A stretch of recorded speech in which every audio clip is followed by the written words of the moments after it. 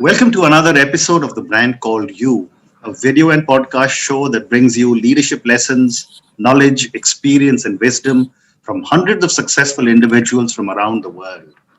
Today, it is my privilege to have a very eminent and multifaceted individual, Luis Miranda, with me. Luis, welcome to the show. Thank you, Ashutosh. Thank you for having me. So, Luis is from the Booth School of Business, Chicago. He's a chartered accountant. He was involved in setting up HDFC Bank and IDFC Private Equity. He's the co-founder of the Indian School of Public Policy. He's the chairman of the Center for Civil Society, and he's the chairman and board member of several organizations. What an amazing career you've had. So let's start with what I was reading about you, Luis. You said that you're a dot connector. Tell me more. It actually started off with a friend of mine, Ashish Karim Chandani, who at that time was a partner at FSG. Right. And his wife runs an organization called Umeed, which has an annual 55-kilometer beach walk. Okay. And so we were doing a practice walk one day, and he basically said, Louis, can you come and talk to our colleagues about how you stay in touch with people? Mm-hmm. And I said, sure, I can do that. And then, and that got me thinking about, the fact that I am good in connecting with people. I mean, of course, what I struggled with soon after that was trying to figure out what do I talk to a bunch of consultants about networking. Sure. And so I reached out to my wife and I said, listen, you need to help me with this. Mm-hmm. Just tell me, what is it that I do? And, what you observe me doing. And she started rattling out things that I did as a habit. Mm-hmm. And from that, I sort of created a model of networking. But it's really that ability to connect with people is what I realized. The networking ability is my core competency. I'm never the smartest guy in the room. There are much smarter people around, but I think I can be able to connect dots and lead people to collaborate more through that ability of mine. Yeah. Wonderful. So as you look back at your life and career, what would you say are three key milestones that you seem to be remembering at this point of time? Okay, let's take a crack at this. I think the first is in my education period where I did my BCom, and then I became a chartered accountant, and then I got an MBA. A lot of that was driven by my mom and dad, my dad more. He had this plan. And in fact, it struck me recently when he told me few years ago about my son and said, don't you have a plan for him? And I said, no, I don't have a plan for him. He said, no, but I had charted out your life. And I said, and I'm glad he did that. Yeah. Because, it gave me a platform to leverage of my skills, and it taught me some core skills. So that I think was the first sort of milestone in my life, that education that I had after school, where I sort of, focused on certain disciplines like accounting and finance. I guess the second milestone would be coming back to India in 1989, and meeting up with my wife, and we got married 3 years later. That whole process of coming back to India in '89, when it wasn't fashionable to come back, was, I think, a defining moment also in my life. Yeah. As you recall, this was before the opening up of the economy. Most people didn't come back, and my plan also was that I would stay on in the US, make my million, but I wanted to come back eventually. Both my parents studied in the US; they came back. So my plan was I'd come back, but not so soon. Unfortunately, when a month after I started business school at Chicago, the whole sort of market collapsed, with the famous Black Monday when it fell by some 20% in '87, October. And it was difficult getting jobs for a long time. And then I, again, through a chance meeting I got a call for an interview with the Asia Pacific region of Citibank. And I wasn't keen on going back immediately. But to me, it was a free trip to New York. So literally, I got drunk the previous night. I wasn't keen on that interview. And I met this guy, Jaidev, and he just talked about this great job in India, which paid peanuts. And, to me, the job sounded very interesting. And I came back. And I'm glad I came back also because a month later, I bumped into my wife who had just come down for a short holiday from the US to meet us for her sister's wedding. And we started dating at that time. And, so coming back to India, positioned me differently, gave me a different trajectory. And, which leads on to the third milestone, which I think was, being part of the startup team at HDFC Bank. Okay. And, and people thought we were crazy to try to set up a bank in India. and a private sector bank. Those days there were only foreign banks and nationalized banks, and the concept of an Indian private sector bank didn't exist. And so, working with people like Aditya Puri, Deepak Parekh, and then a whole lot of other people on the team. Correct. Harish Engineer, Paresh Sutankar, Shailendra Bhandari, Ashish Parthasarthi, etc.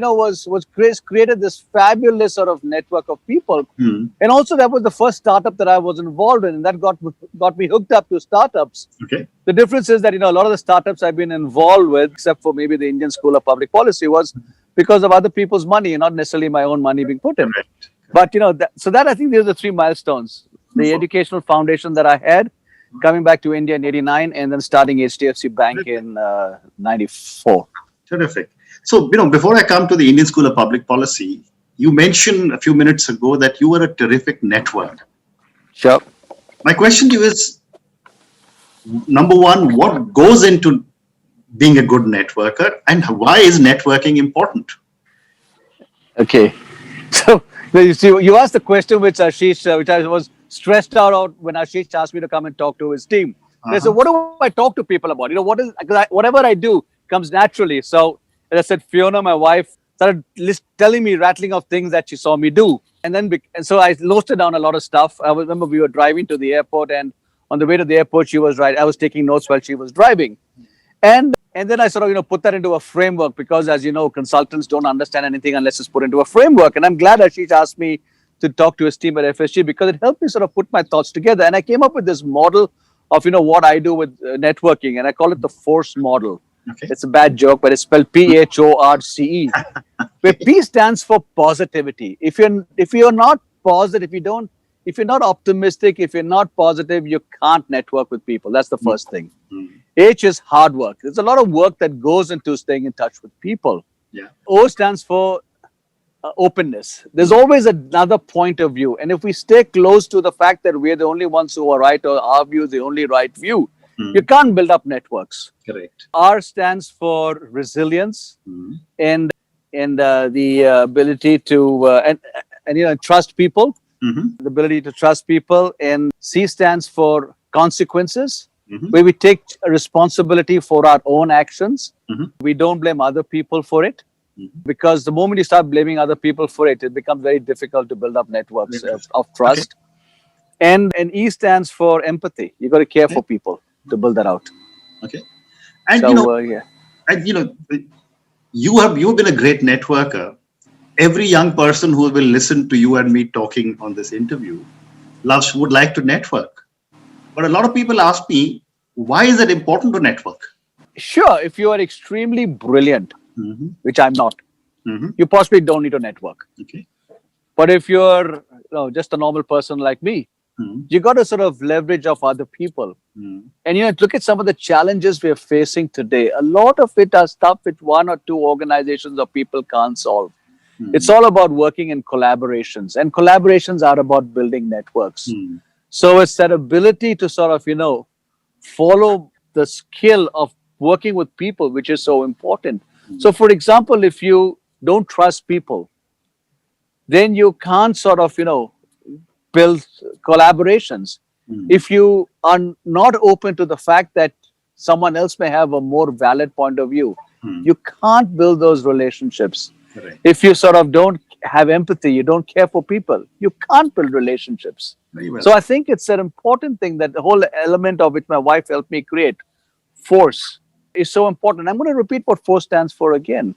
Okay. Positivity, hard work, openness, trust, which is, I picked up another word, R for truth. Or C is for consequences, and E is for empathy. I think that's important for people to follow. Wonderful. Louis, let's move on to Indian School of Public Policy. Sure.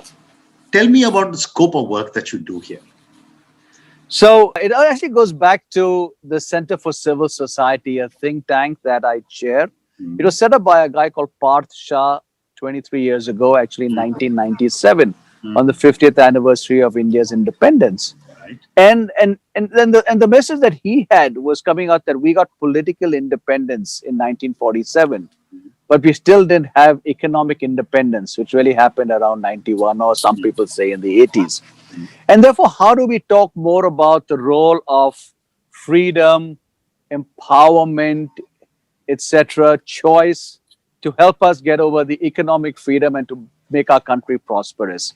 So he started this, and among the things that we do, we're having a lot of short-term programs which talk to youth about things like we talked about. How do you sort of make India more prosperous by sort of having more economic freedom? And we've trained over 10,000 youngsters over the last 20 odd years. We've talked and we run short-term programs, 4 days, 5 days, 1 day, half a day programs. And we've been talking, should we do a longer program? The challenge earlier was, where are the jobs? People have set up public policy programs in India. I mean, even going back to 14 years ago, there was a public policy program in the country that shut down, unfortunately. And partly, I guess, it shut down because there weren't that many jobs. About 2 odd years back, we realized that I think the time has come for us to sort of, start something. So Parth and I sort of co-founded this together with the Center for Civil Society as an outfit as an extension of CCS to basically get more youngsters in the country familiar with what public policy is about. Okay. People know about business, people know about economics, they know about a lot of sort of, the social sciences. But how do you sort of, bring in policies that, in a way, avoid unintended consequences? I think that's what I see public policy as. You come up with a law, but the output finally, as you know, is not the same, and therefore, what is it that we've done wrong? How do you avoid unintended consequences? And in today's become even more important, because when you look at the way laws are being drafted, there's great intention, but then when they write down the acts, they're so pathetically drafted that it just knocks off any sort of, ability to enforce or to take leverage of it. That's what we see as public policy. The way that, we can therefore be in a situation to draft things in a more effective manner. Terrific. And the next question is that how much influence is wielded by politicians on public policy in India? A lot. I mean, if you look at it, there is these 3 parts which sort of play around in our world: Samaj, Bazaar, and Sarkar. Okay. And, ideally, we should see, when Modi came into power in 2014, the whole, the reason why a lot of us got excited was he talked about more governance, less government. Correct. Unfortunately, we've not seen that happen, and we're seeing more government over here. And that's the way, when laws get drafted, etc., even when they're opened up, you sort of, try to, you give something with your left and then you take it away with your right hand here because you make the laws so bad. So I think the government still plays a large role. And then in the government, there are really 2 components to it. There is the bureaucracy and there's the politicians. I think actually politicians play a much more progressive role because they've got to get re-elected every 5 years. So they have to deliver something. If you're in the bureaucracy, you don't necessarily have to deliver anything. You can carry on for the next 30 years. You may not get your promotions, or maybe you'll get better promotions if you don't do anything which rocks the boat. But there is an inherent sort of, incentive system is different to be able to have change. So yes, they do play a role. And then there is obviously businesses which play a large role. And finally, there is this whole civil society, which I'm now spending most of my time in today, which also plays a large role. And the interaction of all these 3 is so important. The collaboration which we can come out from these 3 is really what will create successful outcomes for all of us. Wonderful. And and it all really boils into, when you're looking at what's the purpose of setting up a place like the Indian School of Public Policy, is really how do we make our country prosperous? For 70 years we've been fighting poverty, and we've had successes. We've had a lot of success compared to what it was in 1947.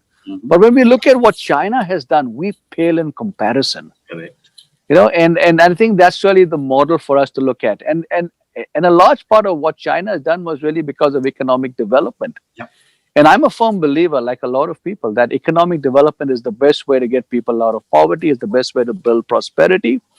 And unfortunately, today we get caught in a lot of nuances. And people are getting stuck, this whole discussion on inequality, etc., being a big problem.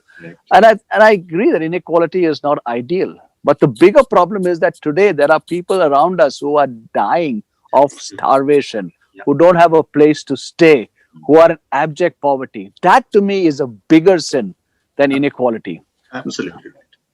So let's talk a little bit about the Center for Civil Society. Sure. What kind of work is this center doing? Because civil society has always played a very significant role in every country, and so it does in ours also.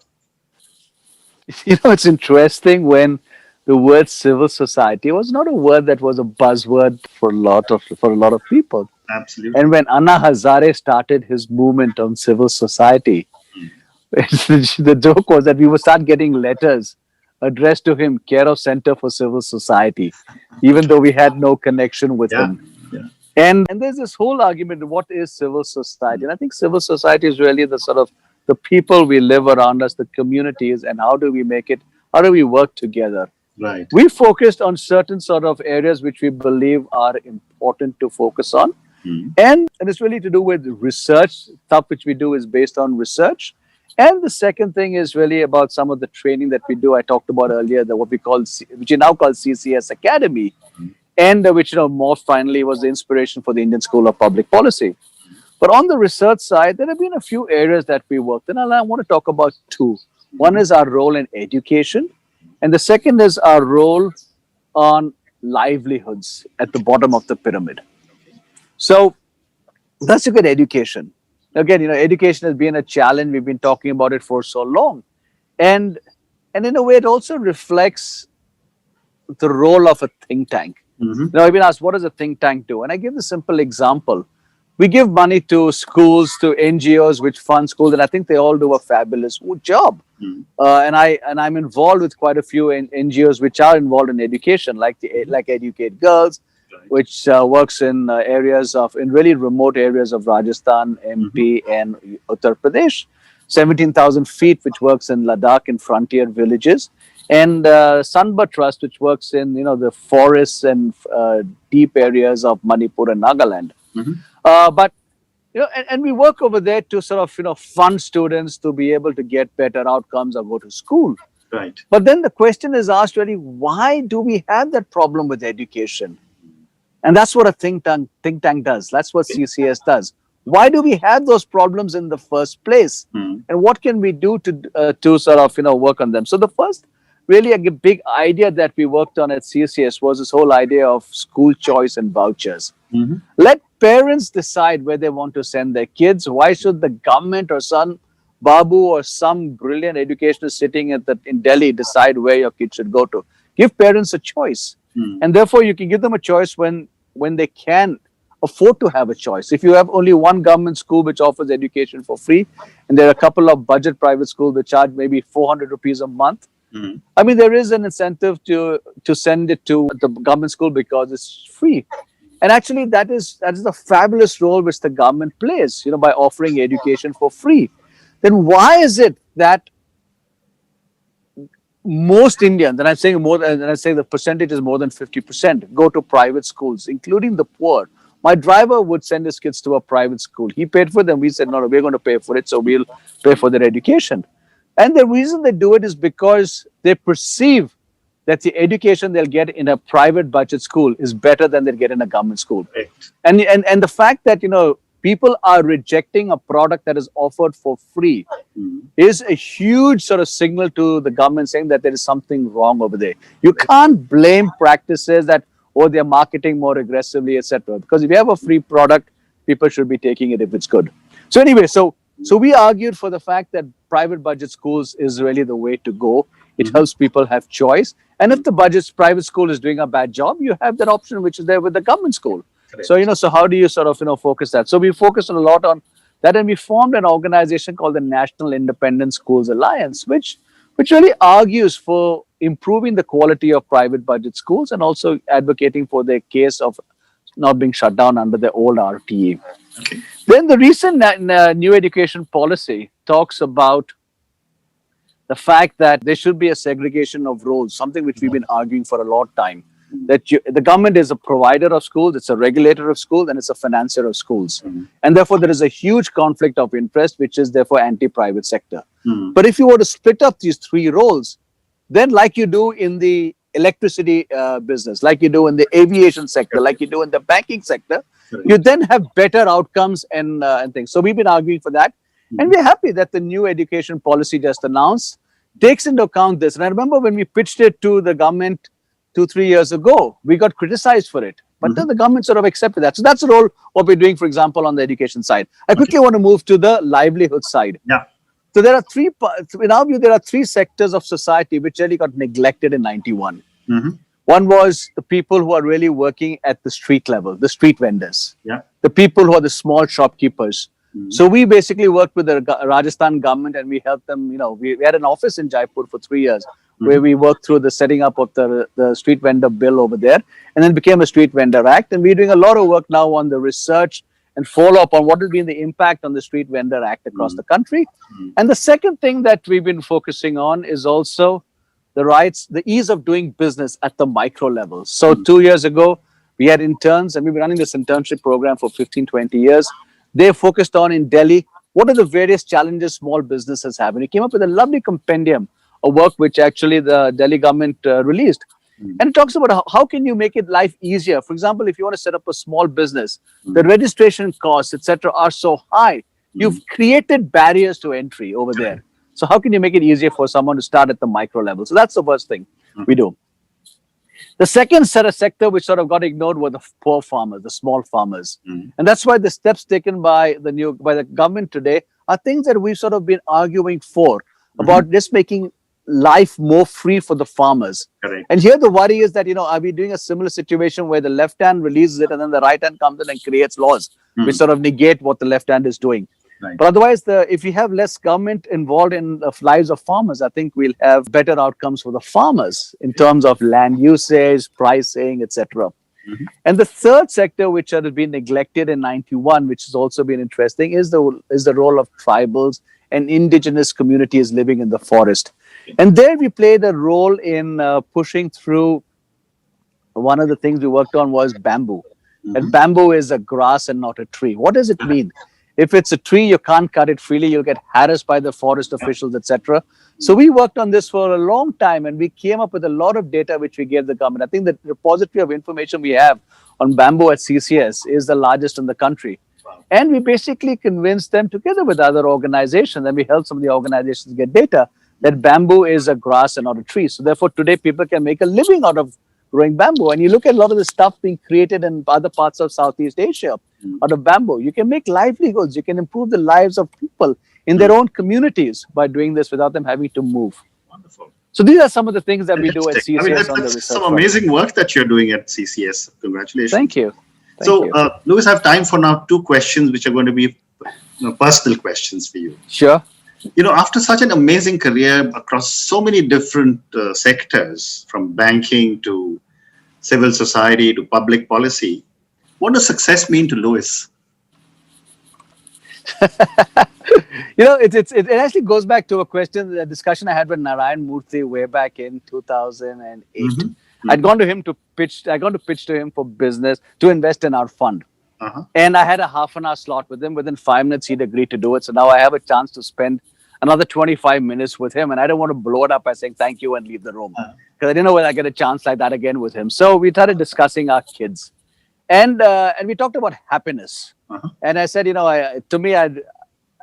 I'd be, as long as my kids are happy, I don't care whether they become gardeners or painters or scientists or computer engineers or teachers or whatever, as long as they're happy.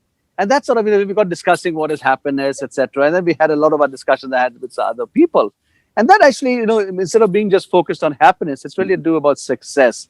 And that sort of evolved into, when we look at success, and it's actually interesting you brought this point up, because next Friday, and I have no idea when this is going to be, but we actually are doing I'm running a session with a friend of mine, Pradeep Mukherjee, on a sort of a dialogue with the students at ISPP as part of the Antarang Leadership Lab on defining what is success. Okay. And for each person's success is different. Correct. And we've been sending them a whole lot of information about it. But come back to your question, what is success? I think success is really doing the best you can, working hard towards it, and expecting nothing in return. Fantastic. Wonderful. What a great answer. Yeah. What a great Thank you. answer. So, Louis, I've run out of time now, so I'm going to say thank you. It's been an absolute pleasure speaking to you. And I wish you lots and lots of success in everything that you're doing and that you will do. Thank you. Thank you, Ash. It's been lovely chatting up with you. And thanks for reaching out to me and giving me this opportunity. Thank you again.